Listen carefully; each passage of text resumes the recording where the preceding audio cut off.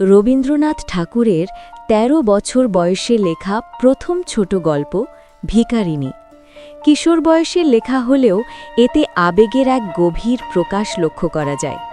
গল্পের মূল কেন্দ্রে রয়েছে দুই অনাথ কিশোর কিশোরী, অমর সিংহ এবং কমল। তারা কাশ্মীরের এক ধনী পরিবারের সন্তান ছিল, কিন্তু ভাগ্যচক্রে সর্বস্ব হারিয়ে ভিখারিতে পরিণত হয়। অমর আর কমল একে অপরকে খুব ভালোবাসত এবং জীবনের চরম সংকটেও একে অপরের ছায়া হয়েছিল। কাশ্মীরের প্রচণ্ড শীতে আশ্রয়ের খোঁজে অমর আর কমল দিল্লির একটি মন্দিরের সামনে এসে পৌঁছায়। সেখানে তাদের পরিচয় হয় এক দয়ালু বৃদ্ধের সাথে, যিনি তাদের আশ্রয় দেন। অমর কঠোর পরিশ্রম করে এবং সামান্য উপার্জনে কমলের খেয়াল রাখার চেষ্টা করে। তাদের মধ্যে এক পবিত্র ও নিবিড় ভালোবাসার সম্পর্ক গড়ে ওঠে। হঠাৎ একদিন অমরের সাথে এক ধনী ব্যক্তির দেখা হয়, যিনি অমরের তেজ ও মেধা দেখে মুগ্ধ হন এবং তাকে যুদ্ধে যাওয়ার প্রস্তাব দেন।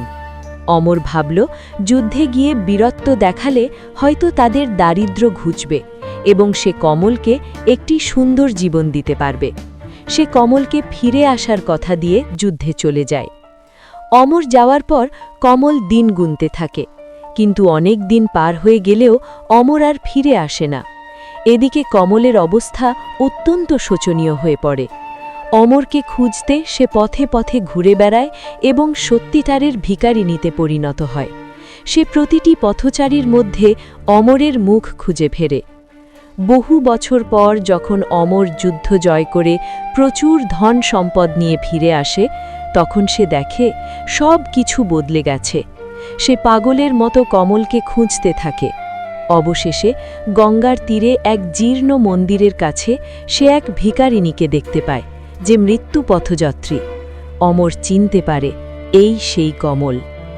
গল্পের শেষে দেখা যায় দীর্ঘ প্রতীক্ষার অবসান ঘটে ঠিকই, কিন্তু তা মিলনের আনন্দ নিয়ে নয়, বরং মৃত্যুর বিষাদ নিয়ে। অমরকে চিনতে পেরেই কমলের জীবন প্রদীপ নিভে যায়। এই ছিল আমাদের আজকের গল্পের সংক্ষিপ্তসার। এরপর কোন গল্পটা শুনতে চাও, কমেন্ট করে জানাও।